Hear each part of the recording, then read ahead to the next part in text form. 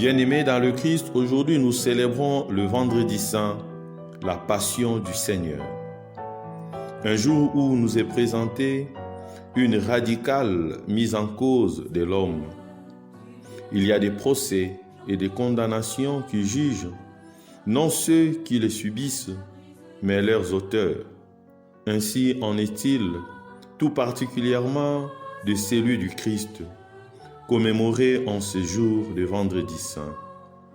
Les Sadducéens, représentants de la hiérarchie du temple, y perçoivent l'occasion de réimposer une autorité qu'ils prétendent appuyer sur celle de Dieu lui-même.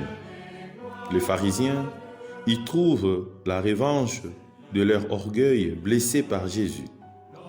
Les Hérodiens et les Romains réaffirment la priorité du pouvoir politique sur les réalités spirituelles. Le peuple, retourné contre Jésus, manifeste sa déception devant celui dont ils attendaient la revanche sur les puissants.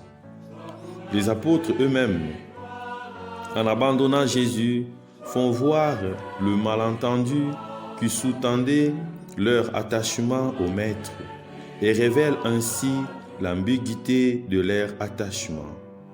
À tous, l'attitude de Jésus apparaît insupportable et tous, d'une manière ou d'une autre, deviennent complices de sa mort. Mais ils ne font ainsi que révéler leurs fautes. Posons-nous une question aujourd'hui. Sommes-nous si différents d'eux? Chaque jour, dans le monde, l'amour est écrasé. Des hommes souffrent la torture pour la justice. La plainte du Christ abandonné se perpétue. Tous et toutes, nous sommes tour à tour victimes et complices par nos actes, nos lâchetés, nos ignorances coupables de cet immense drame qui nous emporte vers la perdition.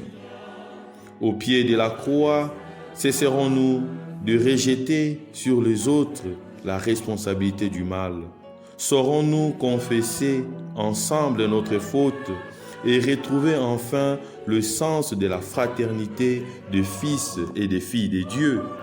Dans son récit de la passion bien-aimée dans le Christ, Jean apporte quelques détails ignorés des autres évangélistes et dont il souligne le caractère symbolique.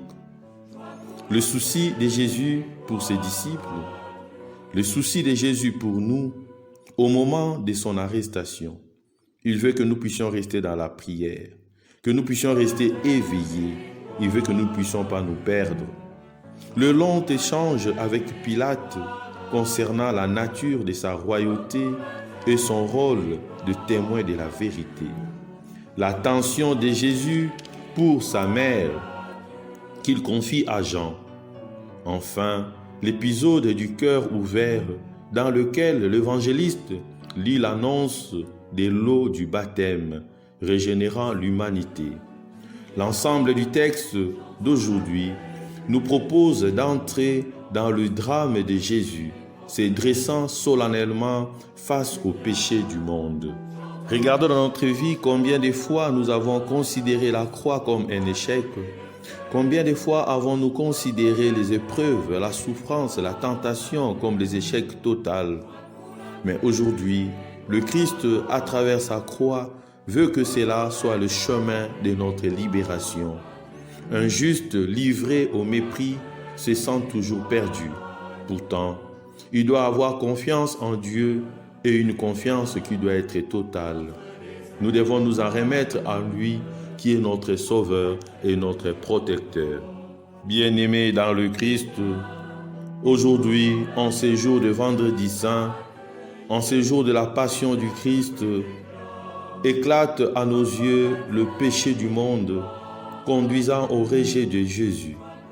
Demandons au Seigneur de nous révéler à la fois notre misère et son amour. Puisse-t-il ainsi bouleverser nos vies. Amen.